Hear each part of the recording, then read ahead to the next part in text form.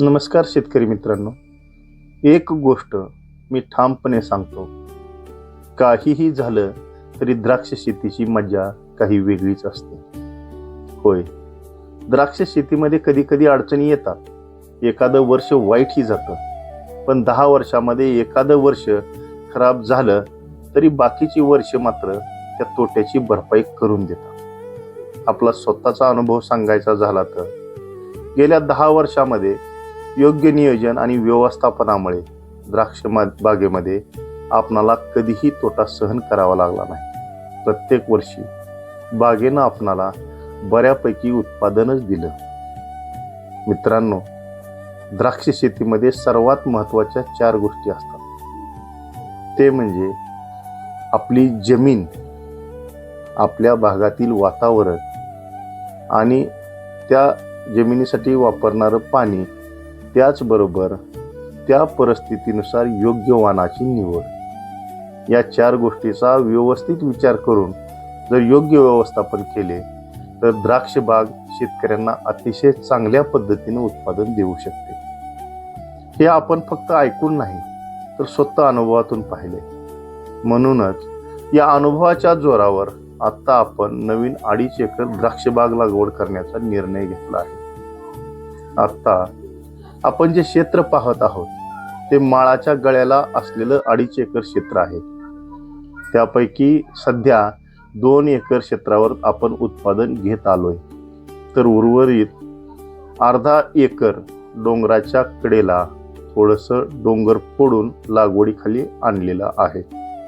गेल्या वर्षी द्राक्ष रूस्टॉकचा दर खूप वाढला आणि आपण द्राक्ष लागवड पुढे ढकलली.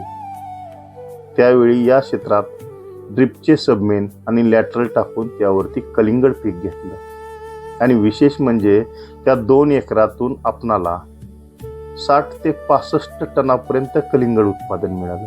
त्यामुळे तेही वर्ष अतिशय चांगल्या पद्धतीने गेले. यावर्षी मात्र द्राक्षाची रोपे आपण घरीच बांधावरती तयार केली. या 2.5 एकर क्षेत्रावरती द्राक्ष बाग लागवड करायची आहे. हे क्षेत्र माळाच्या गळ्याला असल्यामुळे जमीन हलकी आहे. अशा जमिनीचं एक वैशिष्ट्य, दिलेली खते झाड चांगल्या पद्धतीने उचलतं. मात्र या जमिनीमध्ये पाण्याची कमतरता फक्त पडून चालत नाही. ही एक महत्त्वाची काळजी आपणाला घ्यावी लागणार आहे.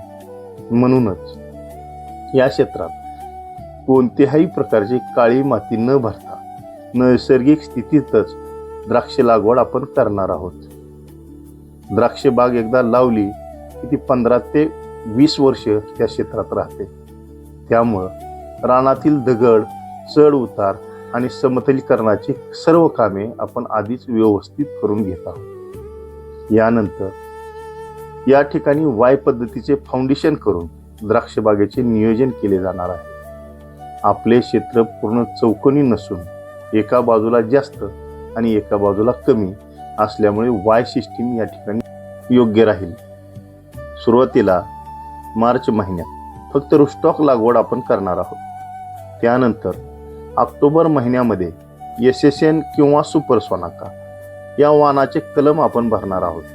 तोपर्यंत 8-4 अंतरावर रूस्टॉक वाढवलं जाईल. या 2.5 एकर क्षेत्रावर होणारी सर्व कामे, येणारा अनुभव, त्याचं नियोजन आपण वेळोवेळी तुमच्याबरोबर शेअर करत राहू. मित्रांनो, जर तुम्हाला हा व्हिडिओ उपयुक्त वाटला असेल तर द्राक्ष बागायतदार मित्रांपर्यंत शेअर करा आणि अशाच नवनवीन शेतीविषयक माहितीसाठी आपल्या चॅनलला सबस्क्राईब करा. तोपर्यंत धन्यवाद.